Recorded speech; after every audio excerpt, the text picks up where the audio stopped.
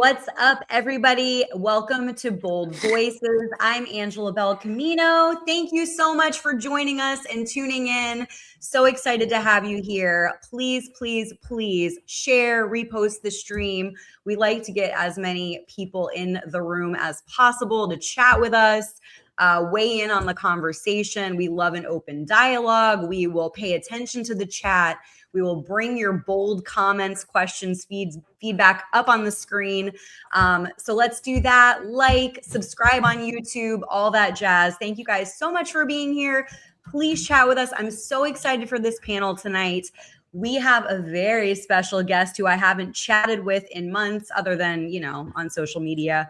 Brandon Straka is here, the founder of the Walkaway Movement, which he launched in 2018 after publicly leaving the Democratic Party. We also have with us Hannah Griff and Kevin Smith. Oh my God, that rhymed. If I planned that, I didn't. I love organic things like that. I never realized that. Wow. Fun fact. That was a first. Brandon, I'm so excited to see you. I know you and Kevin know each other. I know you and Hannah just met. I'm so curious to hear what's new with you. And are you still in New York or have you walked away from that too? No, I'm actually still in New York now, and it's like this has been the most long, arduous, torturous transition move that imaginable. So I've been moving back for like 8 months, and by the way, still don't have an apartment, living in a hotel. It's a long story, but yes, I'm still in New York. And how are things there? In your opinion? I mean, I know we were worried about it, Mom Donnie, and I'm actually sporting a New York shirt in you and Kevin's honor today, from afar. But how are things in your opinion right now? Or is they as bad as you anticipated or on the way? It's really early. I mean, the man has been mayor for a month, but I'll say, mostly what we New Yorkers are battling right now is cold and snow. It's like it's awful. Really, really, really awful. I mean, we've had some like sub-zero snaps happening over the last couple of weeks, and of course we had this like massive snowstorm a couple of weeks ago, and it's been below 32 degrees ever since. So nothing has melted. So it's like people can't understand. Like New York is always sort of like the concrete jungle, right? And it's like you're always sort of like you have to be a survivalist to live in New York. But then there's like this extra special thing that happens when we have 5-foot snow drifts on the sidewalk, and there's like one over here and one over here, and then there's like a tunnel like this big that everybody in the city has to like figure out how to negotiate their way through. And we all hate each other on a day-to-day basis anyway, so it's only amplified by like 500% when that happens. And then I'm very sorry, this is going to upset a lot of people, but I'm just going to say it because I have to, because I've been dealing with it. Like everybody becomes like 500% more retarded when there's snow on the ground, but then on top of that, something happens to everyone over the age of 70, 75, where they become like they stand in those little tunnels that we all have to share on the sidewalk to get through and just stare at the sky. It's like something happens after the age of 70 where people just, they get this, and then they just start staring at the sky. And we don't drive cars, we have to walk. So you just want to sit there, go like, but it's very frustrating. I'm sorry, your question was about Mom Donnie. I feel you. I mean, I lived there for a long time, so there's so many frustrating things. So we could spend a whole hour just talking about that. So I get it. New York is a beast. It is not. So many. The struggle is real in so many ways. Yeah, and you know what's wild about it too is that like it is so cold that 19 people have died in the last 8 days. That's how cold it is. Like all those like survivalist YouTube channels, they're all coming to Brooklyn to like teach you how to build shelter and how to make a ribeye steak underneath like peat moss. It's getting wild. Very. Brandon, it looks like we lost your internet a little bit. Like it's a little bit blurry. I don't know. You might want to, you're fine. I just want to, maybe you want to leave and try to come back in Is that okay? Do you mind trying that and seeing if that works? We lost Am I you. back? You are frozen, and I think I think you might be good. Okay. I do apologize. Can you hear me okay? Yeah, we can hear you. The image is just a little bit blurry. Do you want me to leave and come back? Yeah, maybe try it, because sometimes that does work. You might want to just wipe off the camera too. But it was clear before. I think it was clear before. Just try to leave and come back just so we can see you better. Right now, Zoran, and we want to see you. Right now, Zoran Mondani is taxing his internet service. So exactly, he's being targeted for sure. He is. He's being targeted. We are all being hunted out here in New York for being moderately successful and not boring. There we go. Look at that. Yeah. Better? Yeah. It looks like it's better for sure. Yeah, Kevin was just saying that Mom Donnie's taxing your attacking your internet. He's taxing your internet. You got to pay by the minute like we're in Brazil. It's government provided internet, so this is what you get. Speaking of, have you guys seen each other recently? When's the last time? No. Well, no one has left the house optionally for about 2.5 weeks. But no, it's I haven't seen Brandon since he threw that awesome event in New York City. It was nice. It was good to be back out there in the neighborhood. Yeah. With everybody, and they were great speakers all over the. He did like 15 of them. I can only make a couple because I dread every moment of having to leave my little island and come to the smaller island. But it's important, the work that he's doing, actually getting out there, out there in the neighborhoods and doing things in real life, because there's a lot of people out there that spend a lot of time bitching on social media but don't actually really do anything. And Brandon's one of the ones that's out there in the neighborhoods, out there on the grounds. On the ground. That was actually, oh, wait a minute. Oh my God. That was where I met you. I know. I met you both in person at the same, at Brandon's event. So, and then we all met right before I left. And then we all met New York's favorite naked protester, Crackhead Barney. That was the first one. Yeah, that was the first one we did. I never thought I could find a pair I didn't like. Now some people need to keep their clothes on. So Brandon, what issues have you been sort of most passionate about or focused on recently, lately? I think Save America Act is one of them that you've been sort of highlighting and talking about. Essentially the U.S. congressional bill with attention to voter registration and voting requirements to strengthen election integrity. I don't know why this is so controversial. I mean, it seems pretty straightforward to me. So the House of Representatives passed it, but now it's moving to the Senate. What do you think about the resistance it's going to face from the Senate? Well, so I'd like to address what you just said. You said I don't know why this is so controversial, or like what the problem is. The reason why is because it's not the controversy or the resistance is not about what it's about. So and look, it is a very partisan issue as far as I'm concerned. So I'm just going to say it's the Democrats that are constantly resisting voter ID and sanctifying our elections. And they will say it's because, it's unfair to Black people, it's unfair to women, it's unfair because apparently everyone's too stupid to figure out how to get an ID or how to register to vote legally, or whatever their ridiculous assertion is. But of course, that's not what it's really about. What it's about is that if we actually have to make people start showing proof of citizenship to vote in our elections, it's only going to be to the detriment of the Democrat Party. And that's why there is so much resistance to trying to sanctify our elections, sanctify our voter registration process, our showing ID to be able to vote. That's what it's all about. And it's an issue that's important to me right now, but it has been for a long time. It's when the 2020 election happened.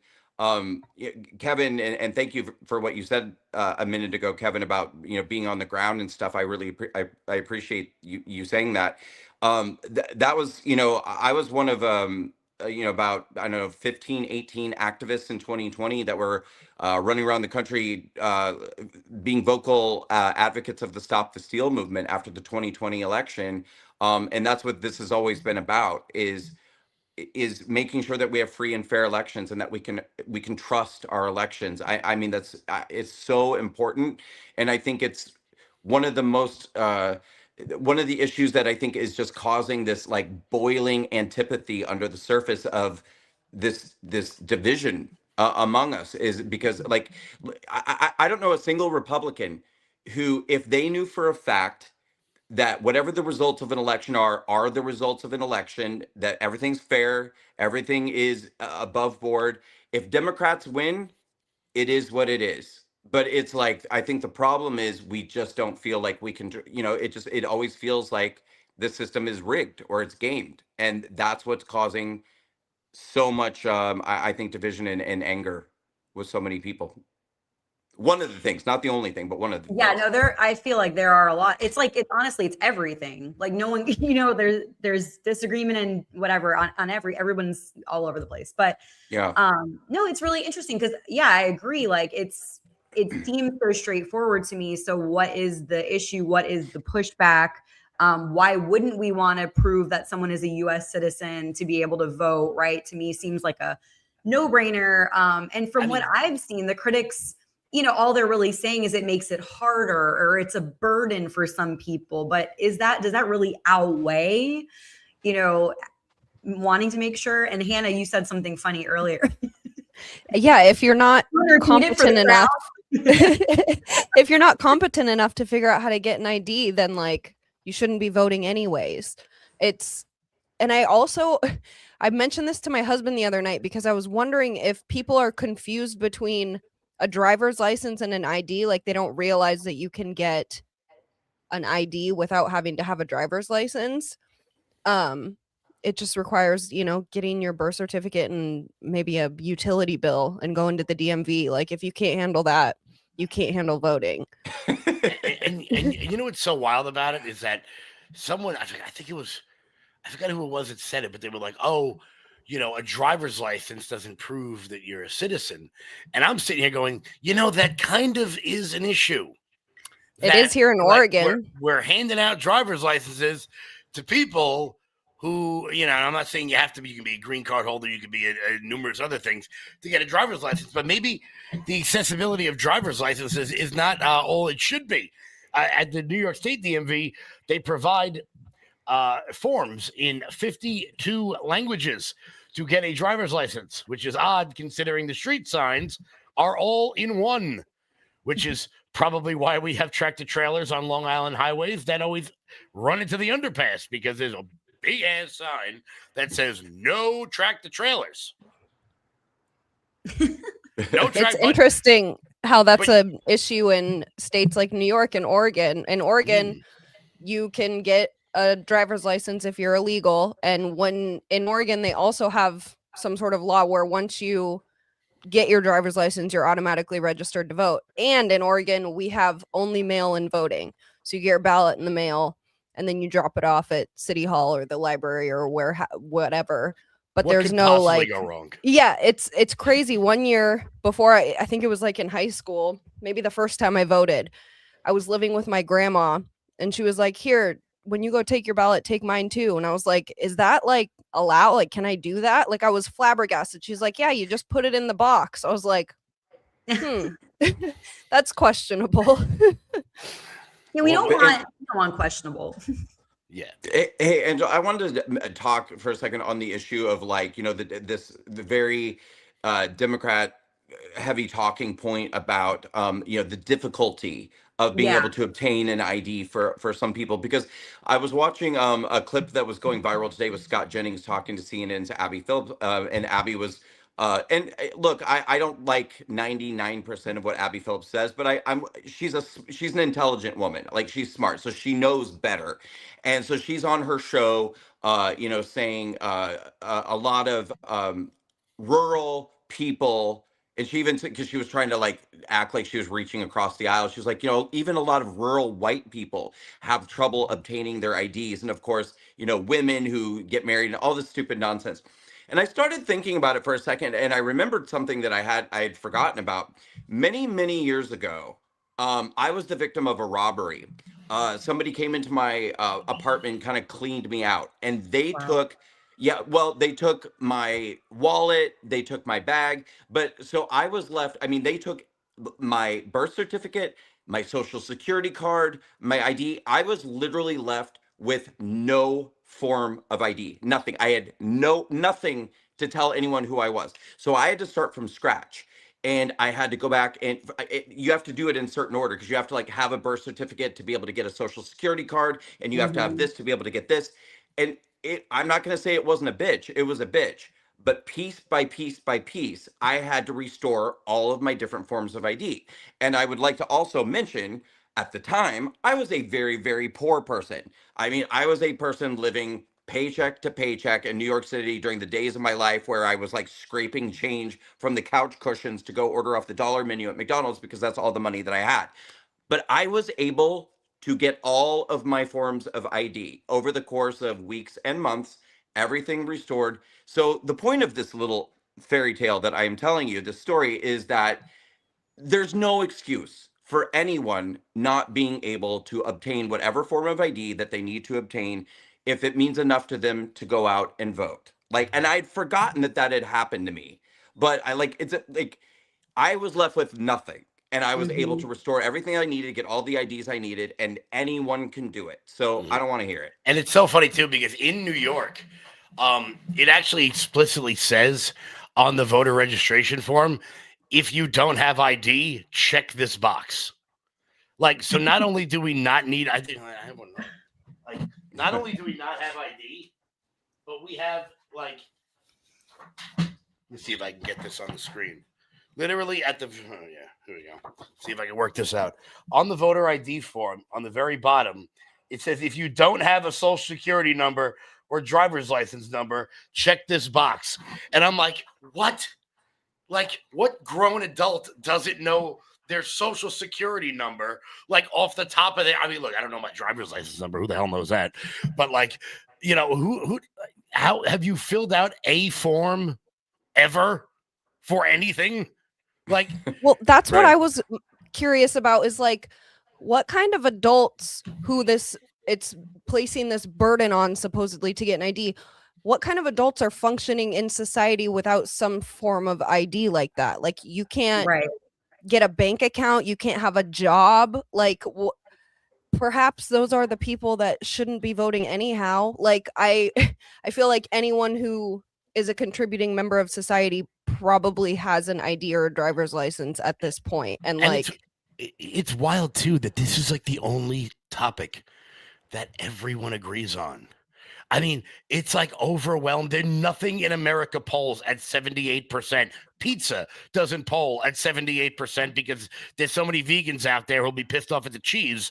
Like, nothing out there polls this high. I think it's actually 84%. That's wild. 84% of Americans support requiring a photo ID to vote. There's a great video. I think it's Ami Horowitz. He went to Columbia University in Morningside Heights, and he asked all like the rich white people there about voter ID, and they were like, "Oh, well, black people can't get an ID." And then he walked out of the university and walked to the other side of the block and asked all, "Hey, do you guys know how to get an ID?" And they were like, "Yeah, you get on the number 4 bus, you take 3 stops, and DMV's right there." Like, it turns out that this is just one more example of like the soft bigotry of low expectations, where like the white liberal savior complex comes in, and they're like, well, I'm going to stand up for the people that I believe are below me in society. And it's like, no, I'm pretty sure black people can get IDs. Yeah. Another fun fact is basically 47 out of 47 European countries require government issued photo IDs at polls. So it was like 46 out of 47 due to the UK, but they've since come around as well in the past few years. So it's literally all European countries require it. Those evil. Well, of course, those are the racist ones. I guess that'll be the. But like I said before, I love all the women out there who are like, women out there just can't get IDs. They can't figure it out how to change on your ID or like. And here's the thing, like this law doesn't even require like the proof of citizenship. Some of these laws just require you to show that you are the person. Like you could show up with a damn electric bill, and if you're registered to vote, that shows that you are the person. It's not you go with a library card or like a student ID. We're really not asking a lot here. No, I don't think so either. But Kevin, who does support voter ID? Your buddy John Fetterman. John Fetterman. I tell you. Your buddy. I know you want to have a beer with him. We all do. So bad. First off, he's like that guy friend that when you hang out with, you're like, oh, I hope his wife doesn't come. Like, because he just seems like he's so much more fun without her. Like he was a lunatic during you haven't seen the wife since the campaign ended. And since then he's become so much more normal. Speaking of, let's watch a quick clip of him talking about it. Me as a Democrat, I do not believe that it's unreasonable or to show ID just to vote. And I remind everybody that less than a year ago in Wisconsin, they added that to the Constitution by a 63%, passing to put that in the Constitution that you have to show ID to vote. And they also elected a very, very liberal justice into their Supreme Court. So it's not a radical idea for regular Americans to show your ID to vote. And it's absolutely, those things are not Jim Crow or anything.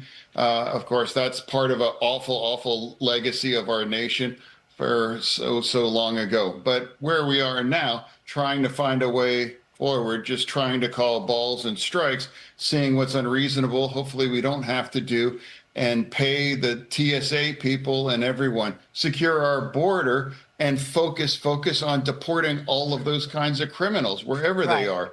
That's the guy that votes for that and supports that as a Democrat, and I don't ever want to vote to shut our government down again. Right, and you are very much where the people are. Look, that's what most people would like to see. Prioritize the criminals.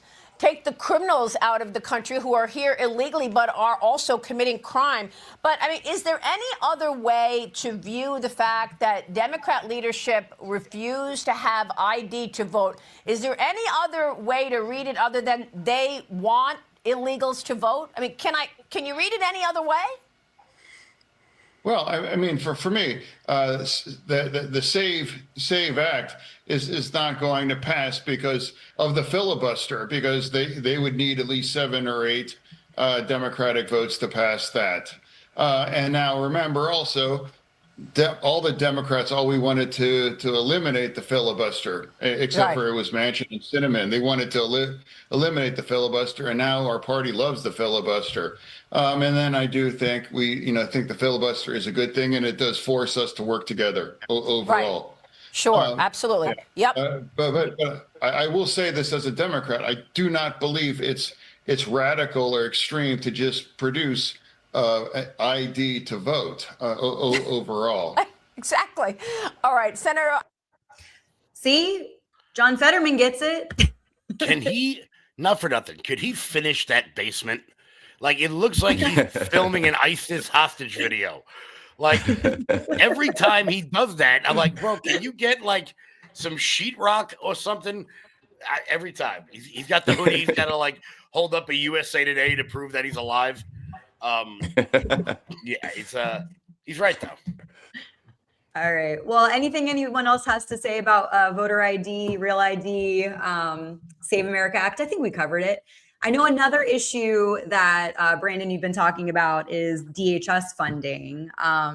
including potential shutdowns, shutdown impacts on agencies like TSA, the Coast Guard. Essentially, the Senate Democrats blocked the proposed DHS funding bill because it doesn't include changes to immigration enforcement policies, use of force standards, warrants, etc. Where are you at on this? How are you viewing this Democratic opposition when it comes to this?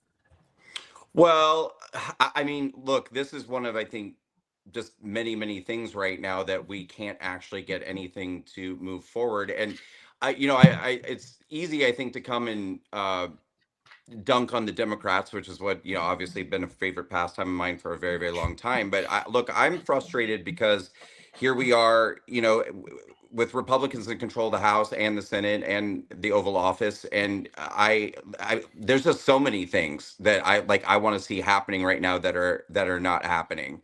And so I mean, that's just one thing I think that's frustrating me. So Yeah, ask I me do something wonder about that specific. too. Like it's interesting that and frustrating that like you said, more isn't getting done. Like I would Yeah. expect that we were running everything right now. Like why is all this being held up? It just Well, seems look, and I haven't been happy with Speaker Johnson, certainly not happy with Leader Thune. But for all intents and purposes, we may have the majority, but we really don't. With the amount of vacancies that have gone on over the course, particularly now, we only have a 2-seat majority. For all intents and purposes, Massey votes against everything, which means every member of Congress has to be satisfied. We don't have a large enough margin in the Senate either for the supermajority for the filibuster, and we've got old school neocon Republicans like Murkowski and Collins and Tillis and McConnell who will vote against seemingly everything. So while we do have the majorities, we don't have a sort of Newt Gingrich, John Boehner type majority in the House where we can just pop through everything we want. And I think that's why people like Massey have had so much power recently, is because of the vacancies. You have an empty seat in Marjorie Taylor Greene's seat right now. You have an empty seat in California because somebody died. Those are 2 Republican seats. Both of those governors do not have to call an election anytime soon. Gavin Newsom can keep the seat open until election day 26. Right now, I believe it's a 3-seat majority, but Mikey Sherrill's district in New Jersey is about to be filled by a lunatic, someone who is so insane that she's so progressive and has the backing of AIPAC. Like, this is one of the most dangerous women in America. She's going to fill a solidly Democratic seat. So while we and I mean this truthfully, we have to hope that someone in the House doesn't die, or we're going to get Hakeem Jeffries in this election year. You're right. Sorry, I kind of just ran out of breath there. You ran out of breath. I don't. I ended. I didn't talk. Yeah, no. So we and there's there are currently 4 Republicans in the House of Representatives who were born prior to the end of World War II. So we have to hope these people don't die. And it turns out when you're in your late 70s and in your 80s, you die a lot, quite often. So if one of those happens in a blue state, you die a lot. You die a lot when you're 80. You die a lot. I guess you only die once, but. Oh yeah, we have to hope that a blue state Republican doesn't die, or we're gonna get Speaker Jeffries. Angela, when you were asking me about DHS, specifically like at what's happening right now, did you want to kind of like focus on ICE and what's happening in our country right now with? I mean, you can. I was just curious kind of to hear, sort of what because I think you have been talking about it. I was just curious to hear your thoughts on it in general, or what, you're most concerned about. But yeah. Yeah. Well, because I feel like I didn't really answer your question because I was too busy complaining about Republicans being impotent. But yeah, I mean, if you want to go back to DHS, no, I mean, it's really frustrating. I guess the reason why I went that direction is because, look, I am very like I would like to deport every non-legal citizen or non-legal resident of our country. I don't think that people have a right to be here if they didn't, go through our system the correct and legal way. And so I'm somebody who actually wants to see more deportations. I think that we're not deporting enough.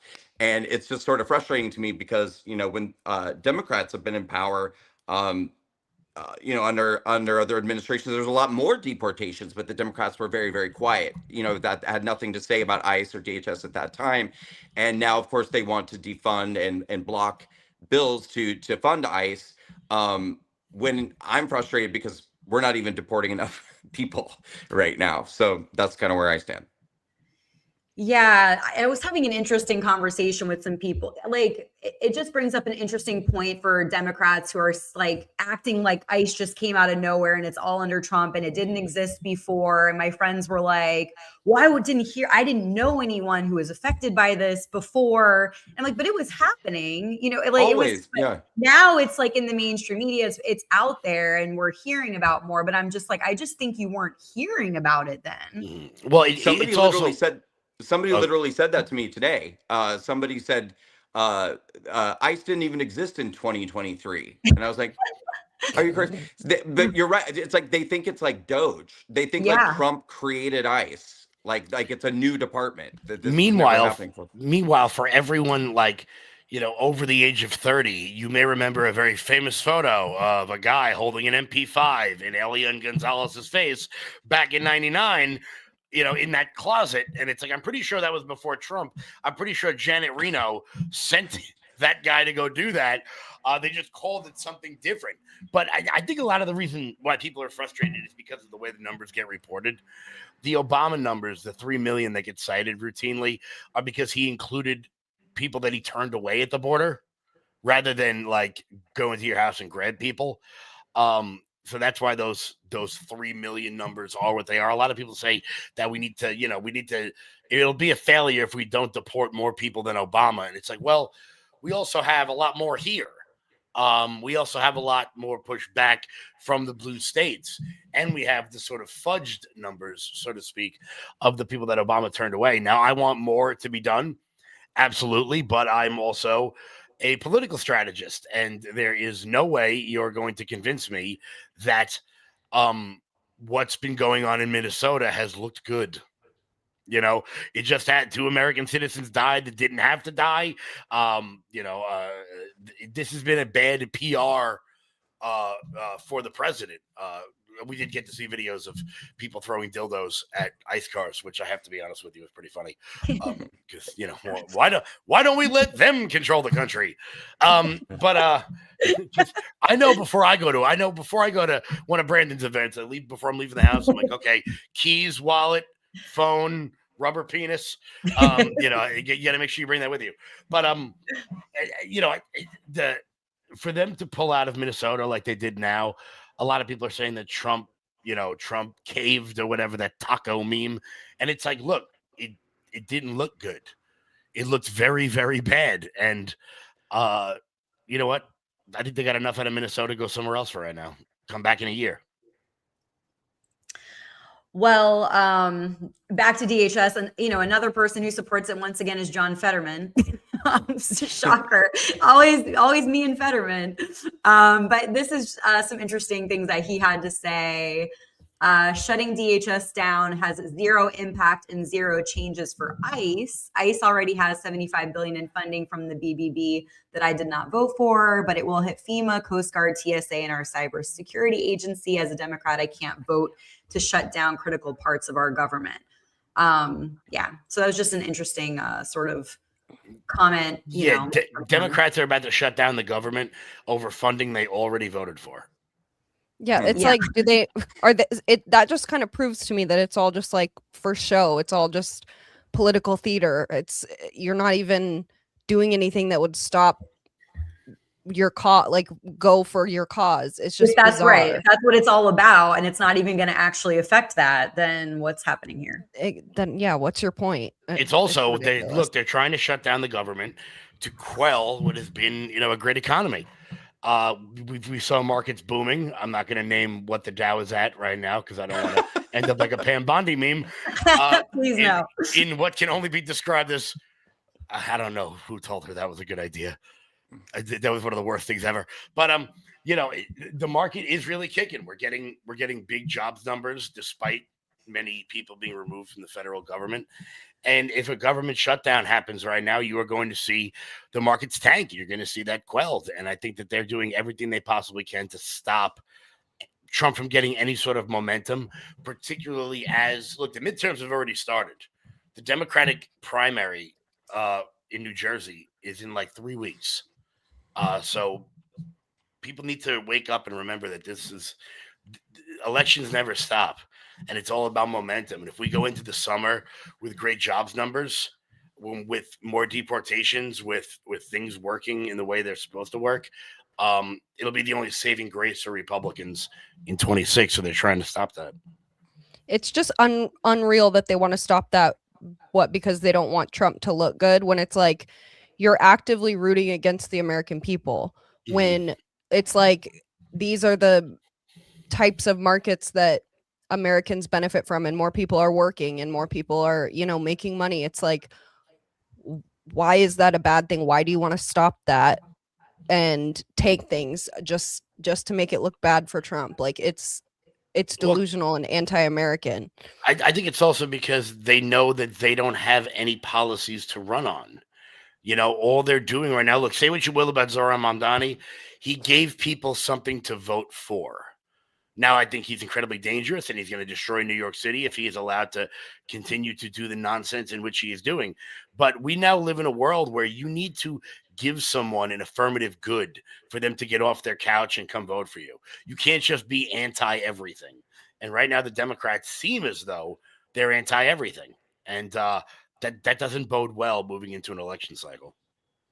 It's just that kind of whole gradual shift, I think, of the left. And Angela and Brendan, I'm sure you guys can speak on it. And I'm thinking, most recently kind of the recent walk away from the Democrat Party by all the Nicki Minaj fans. I think it's just Nicki. Right. It's just interesting. Yeah. Hannah's a huge fan, by the way, Brandon, in case you didn't know. Oh yeah. What is it called?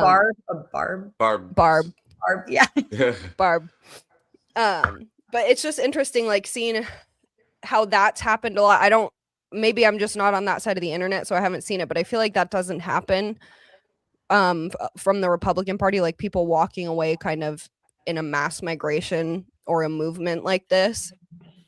And it just makes me it makes me realize how far the left has gone to just be contrarians to everything. And they truly don't have the normal American people best interest at heart. They I'm thinking of my great grandparents that both came over here from the Philippines, and they worked hard, they became citizens, they did it legally, they did it for a reason so that their children and their grandchildren and great grandchildren would have better opportunities in America. They loved this country, and that's been so ingrained in me. It is, distant, my great grandparents, but I did meet both of them, and my great grandma lived until I was 15. So I found out a lot about just, them coming to America and the whole process, and they were so proud of it. And for that to be something that is when did it shift to just anybody can come and anybody deserves to be here? And that's not how it used to be, a couple of generations ago. And it's kind of all of these little things where it's what is common sense, the left is slowly moving away from. And I think it's causing a lot of people who have common sense to be wait a minute, why are we arguing these things that totally make sense? Why are we arguing things that no sane, normal person would argue in the country that we love and want to protect and have Americans succeed? It's their whole base is literally just being opposed to that. And yeah, Kevin, I think you're right. I don't think that's going to work for much longer, because it's I don't think it is either. It's boring. Like you need to. We live in a time now where the world moves so quickly that politician. It used to be, the whole get out of your way sort of mentality. Like, I don't want anything but the government to leave me alone. And it's like, no, actually, with the rise of populism on both the right and the left, the most popular politicians in America are the ones who actually make people feel like they care about them. Maybe they don't. Maybe it's all smoke and mirrors, and maybe they're just trying to get elected. And you could be totally right about that. But there is a certain feeling about it. Take, I'll give you a perfect example. There's probably a lot of politicians that we could name who have done things that we disagree with. George Santos, but he spent time with people. He would go into Twitter Spaces and he would talk to people, and he answers his phone, and he would go to events. And the people of Long Island, despite all the crap that he did, still love him because he felt like he was one of them. And we were just talking about I'm not going to bring that up, Angela, because I don't want to get in trouble. But there is AOC, Bernie. They act like they care about regular people. Now, I think the way they go about things is incredibly wrong, and how they're going to get to it. But you need to give people a reason to get off the couch. For example, in Nassau County, which is right next to Queens, or it's borders New York City, in 2024, both Republican, it was two Republican seats. It was George Santos and Anthony D'Esposito. They removed George and they put somebody else in there to run. The two congressmen underperformed President Trump by 37,000 votes. Now, those were two seats that saved the House of Representatives in 2022. So 37,000 people in one county got off their couch, got dressed, got in the car, waited in line, flipped the switch for President Trump, and looked at the rest of the congressional members and went, "Nah, I'm good," because they didn't give them a reason to come vote for them. And because of that, we got two Democratic members of the House of Representatives, where in a county that Trump overwhelmingly won. I think that people need to make that sort of effort now. And the ones that do are the ones that end up being wildly successful. Like, look at Jasmine Crockett. Like, she's dumb.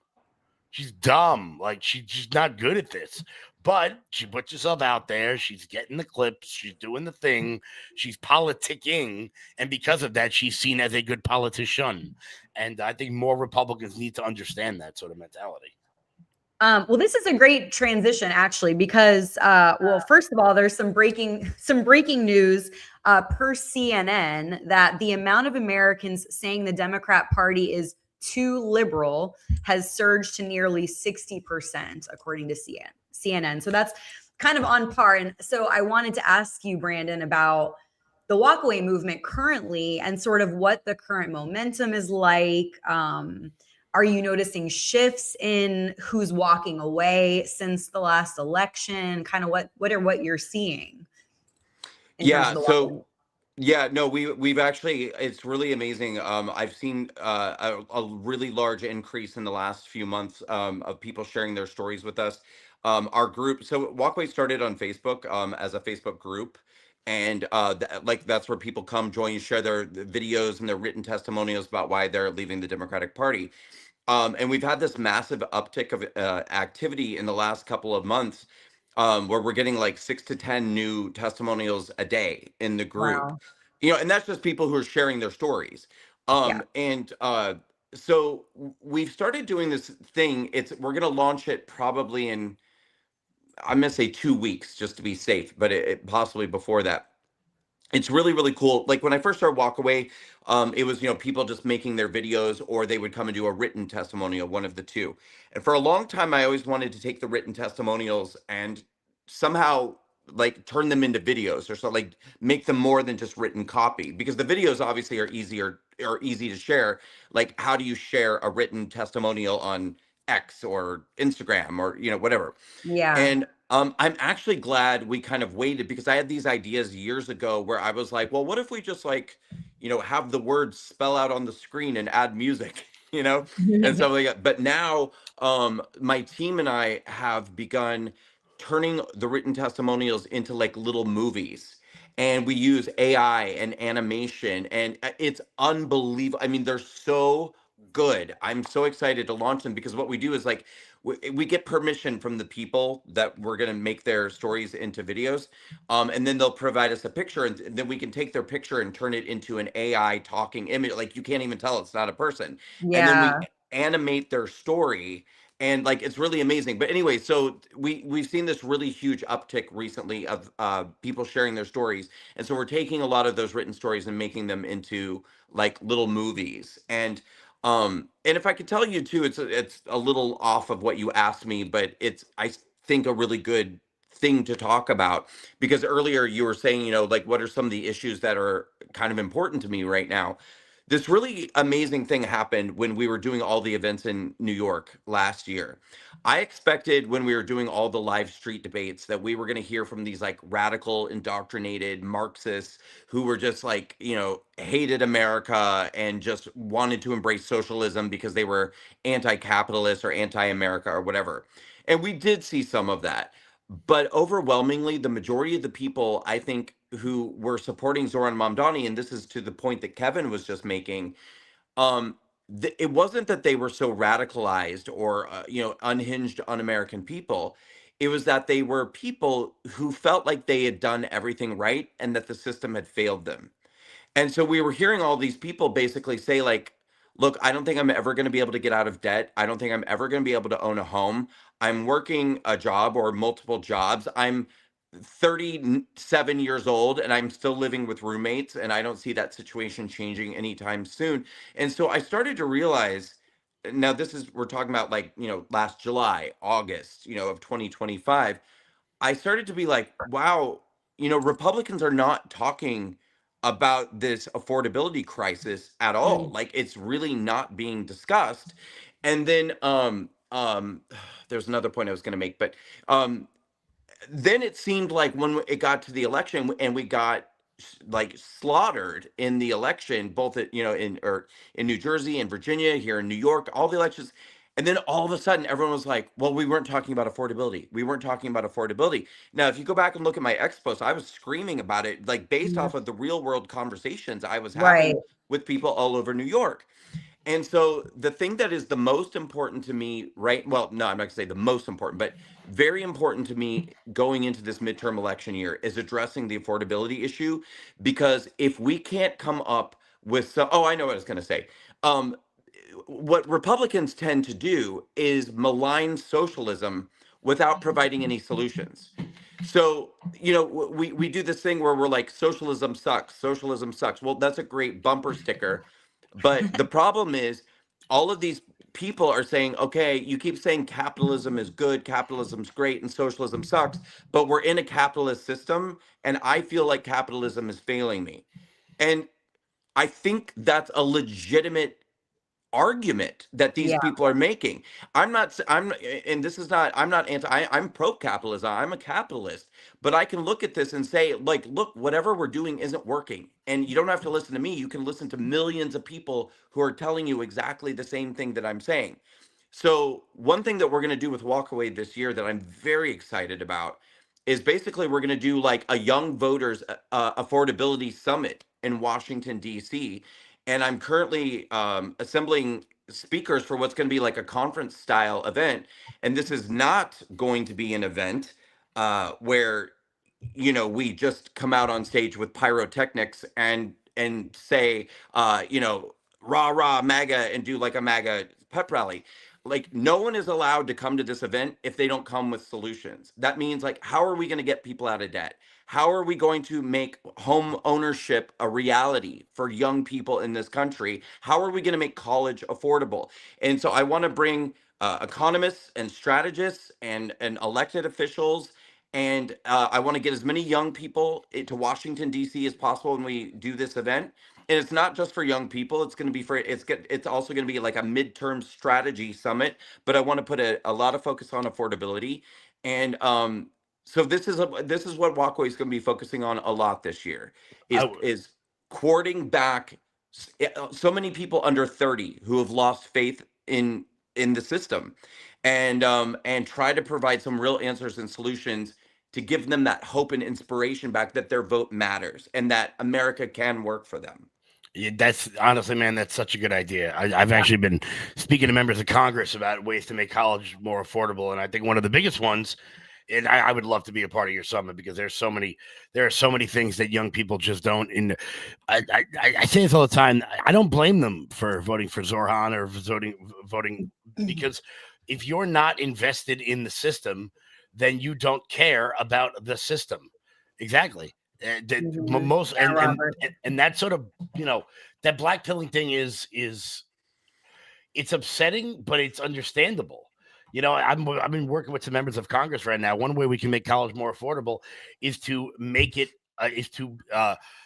dissolve the debt through bankruptcy. The only debt that you can't get rid of through bankruptcy is student loan debt. Now, this is not to force people to declare bankruptcy. This is to force colleges to make college affordable again. See, what happened in the late 90s was what's happening all over the country. People were going to Harvard Medical School and Yale Law School, and they were taking out all the loans, and they would just file bankruptcy. Because if you're a Harvard-educated lawyer, do you really need credit until you're 30 years old? Probably not. So colleges were like, yo, we're getting screwed here on the back end. And so Bill Clinton passed a law saying that the only debt that is non-transferable through bankruptcy is student loan debt. If you get into credit card debt, if you get into mortgage debt, any debt you can get rid of if you file bankruptcy except student loans. So since 1998, when that happened, college prices have soared because they know they're going to get their money. If you're poor and you're really smart and you can go to Yale or you can go to Harvard. And Harvard is $50,000 and Yale is $100,000. Where are you going to go? You're going to go to Harvard. You're going to pick the cheaper of the two options. But both of them just all got together and said, you know what? Let's both charge $100 because we know no matter what, we're going to get our money. Also, I wouldn't mind proposing some sort of law where the important majors in colleges are either discounted, subsidized, or completely free. STEM education, science, technology, engineering, mathematics. You want to go to school for art history? You want to go to school like me for political science, a completely useless degree that I didn't need? Like, okay, you pay for that yourself. But there has to be new aged ideas. President Trump mentioned stopping private equity firms from buying single family homes. That would be something that would be a market check that would actually help people in the real world. We talked about, President Trump talked about forcing credit cards to stop paying 20, 25, 30, 35% interest. Because if you're paying 35% interest to MasterCard on a $5,000 debt, on a $10,000 debt, you are not free. You are a slave. You are a slave to Visa. Maybe you're not on a plantation. Maybe you're not getting whipped every day. But when that credit card bill comes in the mail and you look at the little minimum, if you pay the minimum amount, how long it will take you to pay off, and it says 115 years, is that freedom? All for an industry that's making 55, 60, 70, 80% profit every year. Believe me, Visa ain't going to die if we bring it down to 15% max. 20% max. Right now, you have these payday loan companies charging 8,000% interest on a payday loan. That is usury. That is a sin. You want to use the Christian terms. That's a sin. That is something we should not do. A lot of these things have to be checked. And I think those would really have marketable impacts on people's lives. Look, the administration's been doing a lot of great stuff. I think it's great that we kidnapped a giant communist in his pajamas. But you know what? If we were able to curb some of these credit card bills, get people back invested in the system, I think that's what the Trump accounts do. They get people investing early. They get them starting to care at a young age. If you're 14 years old and your parents have been putting money away into this Trump account, and when you turn 18, you start with a nest egg. You start with something. Maybe you want to buy a car when you get out. Maybe you want to go to Europe. Maybe you want to do whatever the hell you want to do. Maybe you want to keep that investing so you can retire at 40. These are real world things that I think could help people out. Also getting young people into investing early. I think that's kids don't have a reason to these days. It's I feel like ranty. No, you're just something I'm really passionate about because I got 500 friends that left New York. We all do, because there's no future here. Do you want to be 40 living in your childhood bedroom because the cheapest house in your neighborhood is $1 million? Not a palace, like a 1,000 square foot house is $1 million. You need $300,000 to put down on a house to pay $9,000 a month in mortgage. It's never gonna happen. Yeah, I think it's the affordability, like you mentioned, Brandon. It's something that's not really acknowledged on the right, and I've had a couple tweets do pretty well regarding this topic, and I do feel like it's very much young kids are told that they're crazy or they need to pull themselves up by their bootstraps, and I do believe that to a certain extent. I'm 30, turning 31 this year, and I feel in some sense like I got like the last chopper out because I bought my house and got in 2020 and got, a 3% rate. And when I lived in California from 2013 to 2016. After high school, I went to school there for a little while. Me and my best friend had a little shitty apartment 3 blocks away from the beach in Huntington Beach, and we lived there for 2 years, and it was a little 1-bedroom. We made it work, but we lived in Huntington Beach and we were a few blocks from the beach. We didn't care. It was $1,300, so $650 each. And we were broke back then, but we did it. And I looked recently at those same apartments, no major upgrades or anything. They're going for $38,000 to $5,000 per month, and it's like, that's not just kids being able to pull themselves up by their bootstraps. That's twice what my mortgage payment is for my house for an apartment that I lived in as a shitty college apartment. Like, these kids are not disillusioned and crazy by thinking that they can't afford things or that, rent is too expensive or that they'll never be able to buy a house, because that is the reality for them right now. And we can't tell them, oh, you can't have stuff for free and pull yourself up by your bootstraps. I don't think that really exists anymore. I know a lot of people who do it and do their best. My sister is 23 and she works her ass off, but she still lives at home. She lived with us. Now she lives with grandma. Cause there's no way she could afford rent, even though she works her ass. She works more than full time. So it needs to be acknowledged, and we can't keep telling these kids that they're crazy and that they need to work harder, because those aren't realistic solutions at this point.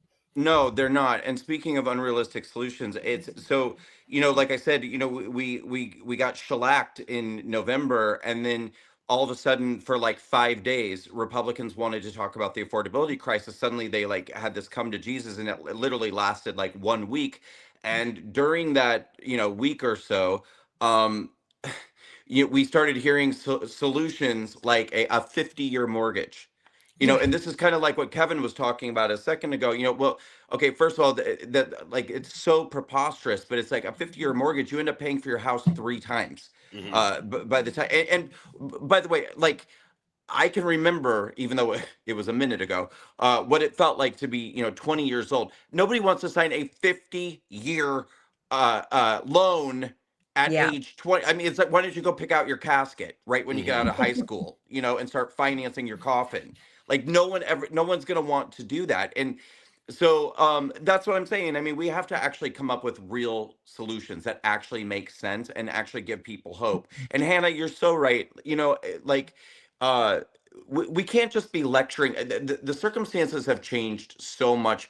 This isn't the same world anymore where you could be like a 45 or 50 or 60-year-old person and look at somebody who's 18 or 19 or 20 years old and say, you guys just have to work hard and don't be so lazy, and roll up your sleeves and get to work. And the circumstances are totally changed. If I was 20, 21 years old right now, I mean, hell, Hannah, you're what, 30? If I were your age, I would be terrified. Honest to God, terrified. The prospect, I heard something the other day, or I think it was this morning when I was getting ready, that in 5 years, I don't know if this is true. This is just like, something that was being, it's an economic theory that was being floated that apparently, according to the internet, Elon Musk has embraced as well. But basically, it was saying that in like whatever amount of money you have in 5 years, like that's the economic bracket you're going to be stuck in for the rest of your life.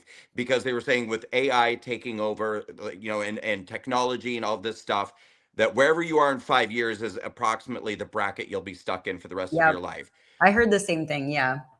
That's terrifying. Yeah. Why would you ever have any hope or incentive if you were 19 or 20 years old with the prospect of the American workforce looking like that?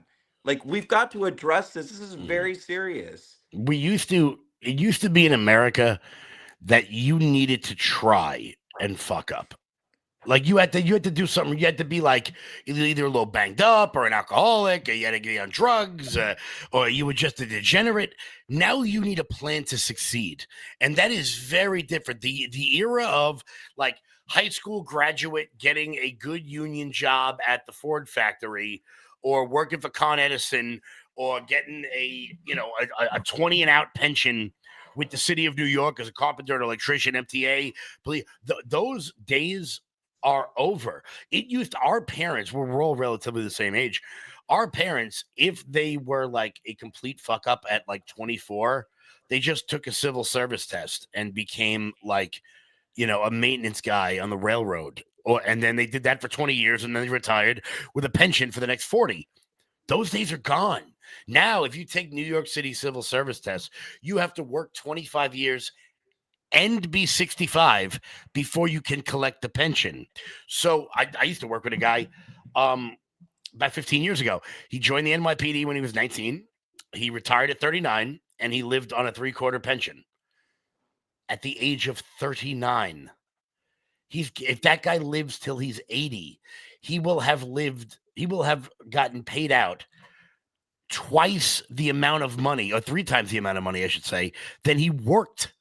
You can't live on a pension for 40 years that you worked 20 for. And those used to be jobs that you didn't need a college education. So you didn't start off with a student loan debt. You didn't start your career at 25 after getting a, degree in business. You just did it out of high school. And those jobs simply don't exist, and the ones that still do exist don't have the terms around them. Like, you can't just go work your 40-hour day at the Stellantis factory, like Eminem and 8 Mile, like just plugging away. Those jobs aren't there anymore, and they're going away faster and faster every single day. So if you're not locked into that union now, you ain't getting in. You can't just go to like your hard hat with your little lunch pail and go down to the textile mill like you're in a Bruce Springsteen song. Those places don't exist anymore. And I think that a lot of the boomers, the people who are 50 plus, don't really understand that the world young people are living in today is a different universe than it was in the 90s. We're not going back to, my grandfather walking both ways uphill to school with no shoes on. We're talking about like when I was a kid, when I was a child, the world is not the same place. It used to be you could join the military to get out of where you were and learn a trade. It's not like that anymore. It just isn't. Now they force everyone to go to school for degrees that are increasingly worthless and pay 3 times as much money. We told a whole generation that if you got a 4-year degree, you were going to be set. But nobody told them that if you got it in like many of the social sciences, you're not getting a job. It doesn't exist.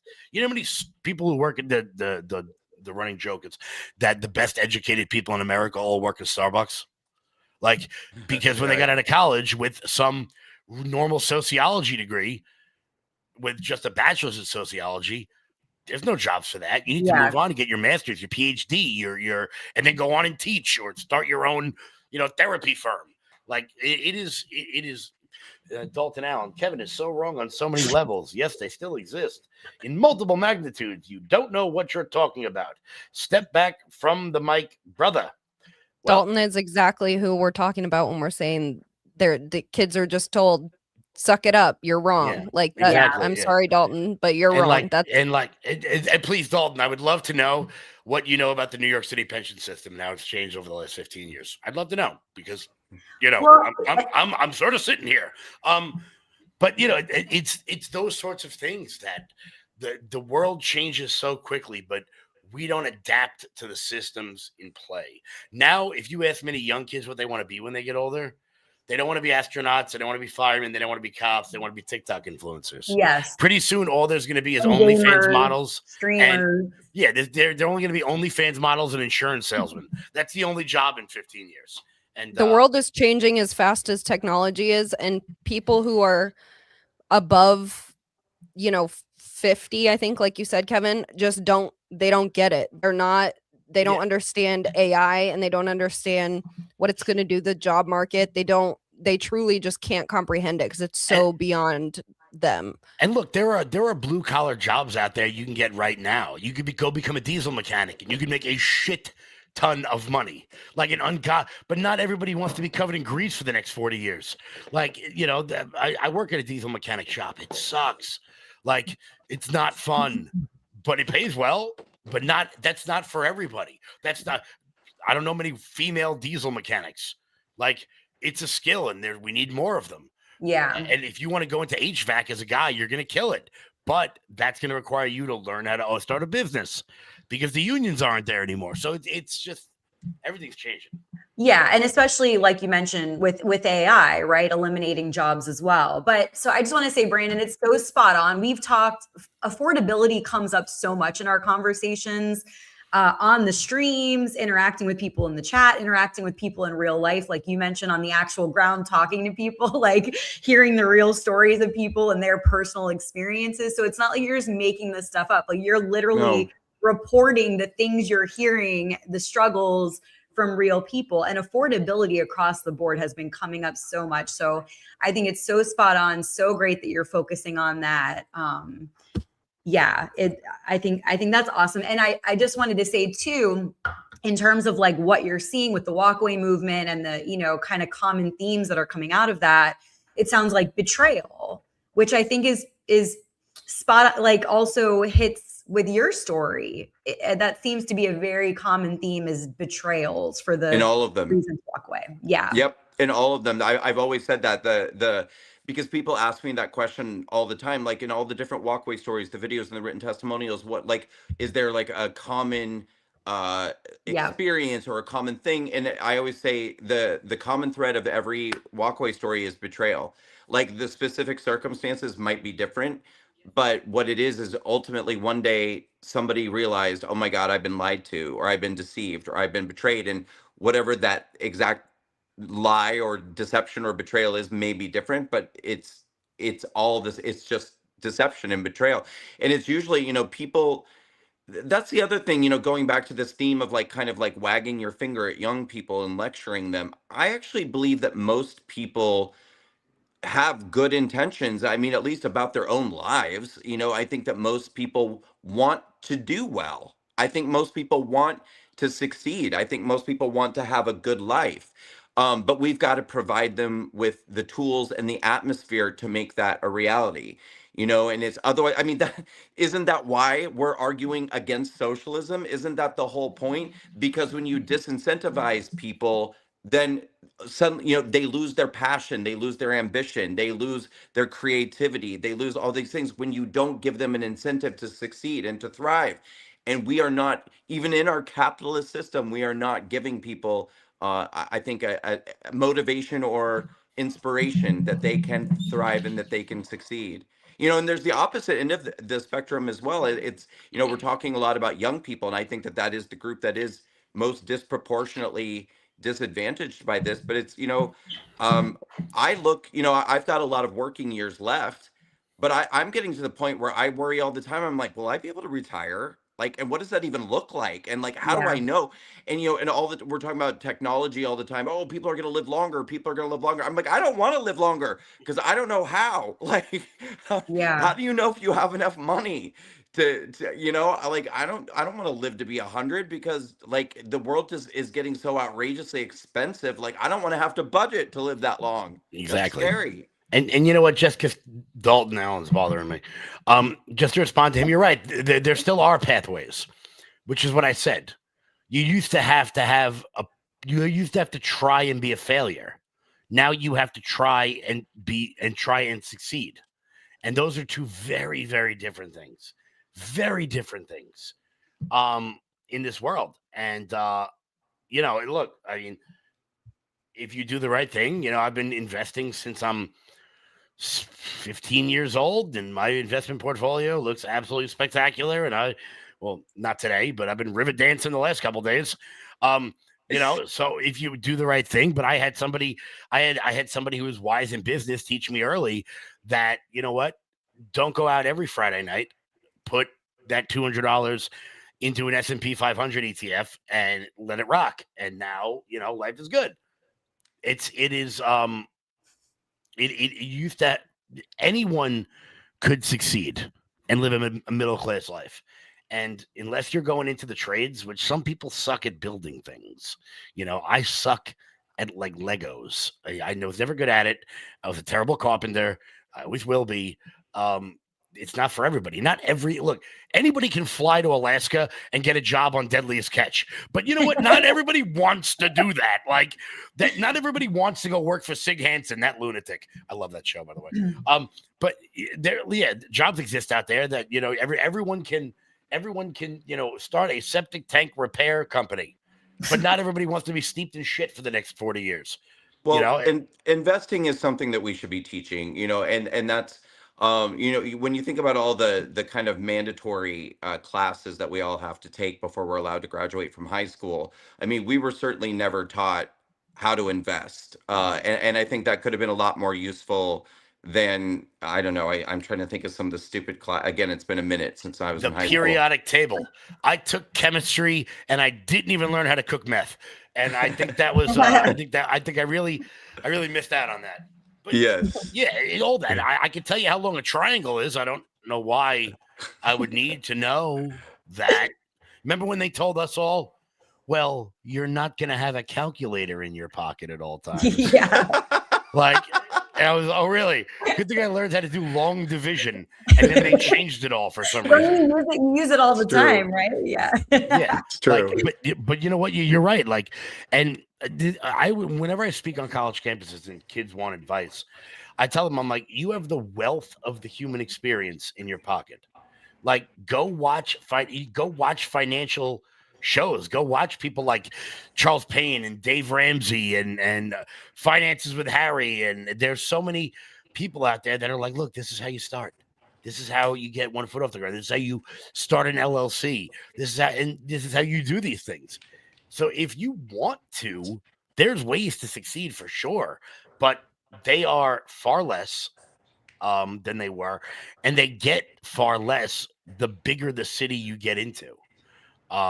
And I think that's the opposite of the way it used to be. You went to the cities for opportunity. You went to New York, you went to Chicago, you went to LA, you went to Miami, Dallas. Now it's like, if you want to succeed, you get out of the city. You leave. You go, herd cat. Now everybody wants to be John Dutton on Yellowstone. And I'm getting the hell out of here. Which I don't blame them. But there seems to be an exodus from these major cities. And look, if you were born in Queens, moving to Montana is going to be kind of weird, which is why I am still here, because not happening. But it's the world is changing faster than the systems we have in place, and because of that, people are looking for new systems. So I don't really blame them for it. Well, I want to be respectful of Brandon's time. Brandon, thank you so much for being here. Is there anything else that you want to shout out, promote, where people can find you, help, support you? Sure. And first of all, thank you. It was always great talking with you. Thanks for asking me to come on tonight. Please keep asking me to come back.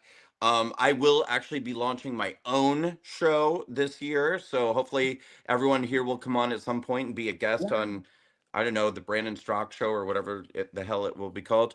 Probably something like that. I would ask people to please be on the lookout for these new, this kind of like new wave of walk away, I don't know what we want to call them, like written testimonials brought to life. They're like 60-second to 3-minute little short films, and they're really, really cool and very modern and touching. And so those will be coming out, I think, probably in the next couple of weeks. We are going to continue to go to colleges all over the country. We will be sitting in the open air on campuses, debating kids, because we can't allow ourselves to be bullied, threatened, intimidated, or silenced by left-wing violence. So we're going to continue going out there and talking to kids and debating them.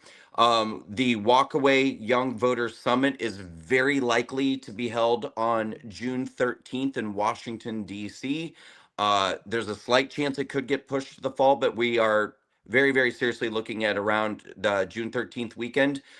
Just a little FYI, President Trump's birthday is on June 14th, which is a Sunday, and that is also the day that they are doing the UFC fight at the White House. So it'll be a big weekend. So come to DC that weekend. You'll come to our event on Saturday. I think we're planning to do a big march and rally on Sunday morning/early afternoon, and then stick around, go to the White House, and watch the UFC fight. I mean, it'll be like an amazing weekend and celebrate President Trump's birthday.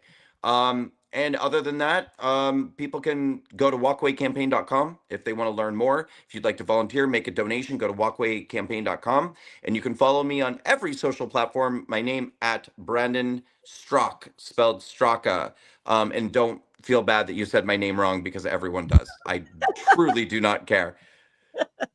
Like literally everyone does. So like it is. Because that's what I see. I know. And I usually like to ask people, but I just thought I was, I guess I was too confident when it came to your name. No, oh man, well, we got to go back and re-record the podcast episode. No. I'll tell you something. Like people freak out. Okay, like there are people that have known me for 5, 6, 7 years and interviewed me like 25 times, and then somebody will be like, "Oh, hey, that's Brandon Strzok," and the person will be like, "Wait, your last name is pronounced Strzok?" And I'm like, "Yeah." And they're like, "But I've been calling you Brandon Straka for like 6 years." And I'm like, I don't care. Because the thing is, like, my family were basically the only people who said Strzok. And like everyone I grew up with said Straka. So I'm used, like, I go by like 2 different names. I don't care. I don't even notice it. I was today years old when I found this out, guys. We're all finding out at the same time. Hey. Bobby has some potential show names for you. We got Straka Strike and Straka Waka. Yeah, boom, Straka Laka. Straka Waka. And Basilia said, "I'm so glad I found this live." So I just wanted to let you know that, because that's very nice. We're glad that you found it too. Hopefully you enjoyed it. Brandon, you rock. Brandon was my second guest on my podcast. We had a great interview that is on YouTube. You should go find it. My interview, it's a full like hour with Brandon Strzok. And we talked about like a lot of like deep stuff, like family relationship. It wasn't just like a typical political conversation. No, it was actually, I enjoyed it a lot. Thank you. You said that, and that was so nice. It means so much to me. It was way more, for those of you who haven't seen the podcast, it's way more like a deeper dive from sort of a mental health perspective, and just kind of getting to know the person better that you think you know, but you don't really know. So it was amazing to learn so much about your background. And so you should go check it out on YouTube for sure. Brandon, thank you so much. I heart you. I appreciate you. Thank you for all your hard work. Thank you for being here. And please keep in touch and keep, let's keep doing our thing. Well, I will. And I'm going to talk to you offline about the summit. Kevin, I'm going to talk to you offline about the summit. Kevin, good to see you. Hannah, I just followed you on X. Awesome. And please reach out to me. Would love to talk to you more and get to know you better. If you want to get involved in any way, would love to have you involved. And it was a real pleasure to meet you. So nice to meet you. Thank you. This has been awesome. Thanks so much, Brandon. We'll see you. Good night. Good night. Am I being kicked off? You can go ahead and sign off. Okay. I'm going to close out the show. Good night, everybody. Good night. Thank you so much. Bye-bye. So I just wanted to see real quick if there are any other quick comments, but I think And don't worry, Dalton, I still love you. Actually, Dalton said thanks, Brandon. I don't know if he means it, but hey, look, Dalton. Without you, Kevin. Dalton lives. I checked. He lives in the land of freedom and guns and giant men. So things are a little bit easier in Texas. I don't know. Sometimes I think this is sometimes you got to ignore, because if you give it to sometimes. I will say, Dalton, I don't know where you are in Texas, but the greatest bar in the world is in Dallas. It's called Cowboys Red River. It is the greatest place I've ever been to in my life. I first went there and I just went, first off, everyone was good looking. Everyone. these like giant, like corn-fed men and these gorgeous giant women. I looked like a midget walking around in a park. Like it was, it's a fun place. But do you only love and go to places called Cowboys? Because there's one in Orlando too. Yeah, I think they have to be owned by the same person, or like it's yeah. I once flew to Orlando to go to that bar. I got on a $59 flight, a $59 Southwest flight. The people who don't know how to board an airline properly, and went down there for the night and came back. See, you love Cowboys. You just love it. Well, I think if you do it again, let me know. I want to go with you next time. All right. Well, actually, I was Uh-oh. I was talking to a few people in your neck of the woods, and I was like, you know what we need to do? We need to gaggle all of us up together and then go to Disneyland with our Trump hats on. And then I don't know if I'm going to do that. Dalton's been he's been there. Oh boy! I've been arrested there many times. Yes, arrested. Yeah, look, it is definitely. I'm telling you, it is bonded. It's like I got like a Roadhouse kind of vibe, like. Ooh, I like that. I love it. It's so great. Like the cover bands are good. See, we're bringing people together. Yeah. There you go. Now you and Dalton are best friends. Yeah. Yeah, just like that. This is what Bold Voices does for people. That's it. That's it. That's what it's all about. But yes. So are you going to come to Disney with us with your? Of course. Well, you have to come in uniform. I can't do that. Well, let's be honest. Well, first off, I think you're already around the mountain, but I'm an independent. You know this. I am registered independent, so that's where I'm at. But I will hang with all of you guys, and we will have a great time. Right. What you got going on, Kevin? Anything you want to shout out? Everybody follow him, show him love, Loud Majority, watch the show. Yeah, no, I'm live every day at 3 p.m. We talk a lot of politics, culture, finance, a lot of that stuff, a lot of how to get involved, activism stuff. You guys can follow me pretty much anywhere. Just type in Kevin Smith or Loud Majority, and I'll pop right up. I missed you. It's been like a month since I've been on. I started a new job, so I have to. You got to be good now. Is it going well? I hope it's going well. Oh, it's going great. Actually, you and Hannah both started new jobs, so. Oh, did you? Yeah. I'm a month in now. Yeah, I just started a new job. Very nice. Very nice. See, pulling themselves up by their bootstraps. Yeah. Now off the couch and stop being lazy. That's it. Put in the hard work. There you go, Dalton. Mm-hmm. Dalton's proud. All right, Hannah. Everybody follow Hannah at her handle. Anything else you want to shout out, Hannah? You're here every Thursday. Yep, here Thursdays. Next Thursday we're having Chrissy. Right, I'm so excited. Yeah, Chrissy Mayer's on as our special guest next Thursday, and the three of us have done shows together before, so we're excited. It's fun. Chrissy's really funny. She's a stand-up comic, and so it's gonna be really entertaining. We're excited. It'll be fun. I'm excited. Yeah, it's gonna be really fun. Well, thank you guys. Before we go, can we just make sure that I got to get this out of me. Can someone go find Savannah Guthrie's mom so that we can be done with this? Because we're on like day 14. Poor lady. Of like that. That's like, it's such a tragic, especially because let's be honest here, 14 days. I mean, it's just, it's all anybody's talking about. And it's becoming a lot, I would say. Yeah, and I feel like it becomes more, scary and sad the longer it goes on because you start to really, and like you know where it's going. It's pretty. The tragic. longer it goes, the more depressing I think the outcome is going to be. Oh, and James Vanderbeek. I know that too. The mocks. Oh. All my, half that movie's dead. Yeah, I saw the picture. There was a picture of like 4 or 5 of them. I think four or 5, and like 3 Billy of Bob, them. Paul Walker, and now James Vanderbeek. Yeah. Somehow, John Voight's gonna outlive every one of them somehow. But No, it is really sad. I've been following his story for a while, and it's just been, it's really sad. Dalton was trolling you. I know. Oh, you knew Dalton all along. What? No, you guys are trolling me then. I am a big trick on Angela. I'm a professional now. I'm a professional at this. I'm a professional troll. You have to say profesh. Just Google me, and then you'll see how I upset Google me, bitch. Google me, bitch. Google me, bitch.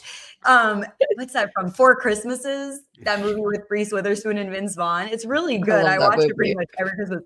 And that kid's like whatever beating up on it. He's like, Google me, bitch. There is nothing I enjoy doing more than like one of my local Democrats will like be rubbing, yo, just fucking Google me. And it's like the most arrogant, and like everybody I know, when I say it, they're just like, yeah, that is the face you make. Yeah, you can Google me, so it's exciting.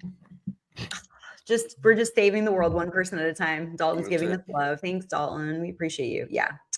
No, this has been great. I appreciate you guys. You rock. Everybody show them love, follow them, support them in all the ways. Guys, thank you so much. It's been a great night. I'll talk to you soon. Take care. Bye. Thanks guys so much for tuning in. Hope you enjoyed the show. So fun to have Brandon. Like I said, in case you missed it, there is a full podcast episode interview. It's my second podcast interview for Bold Talk, and it's with Brandon Straka, which I just found out his name is Straka and not Straka.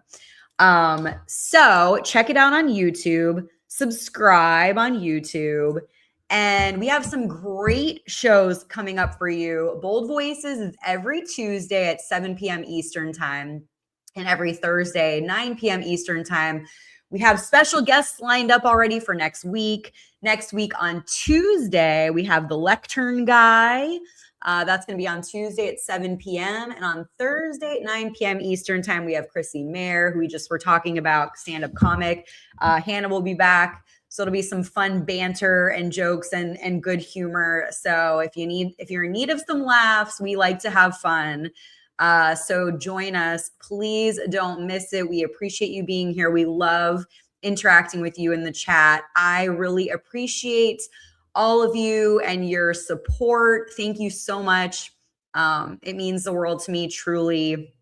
I obviously get enough trolling and hate. So I do really see and feel the love and support. So thank you. It's not always easy, but it's we all deal with it, and such is life. We just gotta keep doing our thing, keep being you, keep being bold. And so, I just want to let you guys know I appreciate you. I wouldn't be here without you. I couldn't do it without you. So thank you from the bottom of my bold heart. I hope you guys are having a great week. I can't believe it's February. I don't know. And I'm in Florida, so it doesn't, I feel so bad for Kevin and Brandon because they're in New York, and this is my first winter not in New York, and I'm trying not to rub it in. It is beautiful here. It is like 70s. I am not dealing with this crazy, cold, stormy, terrible winter that you guys are having in New York right now. So I'm very thankful for that. I'll stop saying that, but that's it. I appreciate you guys, and thank you so much for tuning in and for interacting with us. It's so random. I'm such a random dork, but thank you, Bobby. I appreciate it. I like that you called it Jerry Springer Final Thoughts. I'll take it. I love it. Boldopotamus. No, but thank you. I do appreciate it. I like to wrap up with you guys and just give a little personal time before we close out. So I guess that's it. Have a great rest of your week and weekend. Stay safe. Take care of yourselves. That's super important. Please look out for yourselves, your mental health. Do fun things, be around people that you love, that bring you joy, because there's just so much going on out there, and it can be really, really challenging. just take good care of yourself, whatever that means to you, things you like to do that bring you joy and people. And yeah, that's it. Enjoy the rest of your week, your weekend. We'll see you next week. Bold Voices, Tuesday, 7 p.m. Eastern time and Thursday, 9 p.m. Eastern. Go over to YouTube and subscribe and watch the Brandon Straka interview. And thanks so much, guys. Have a great rest of your night. I'll see you next week.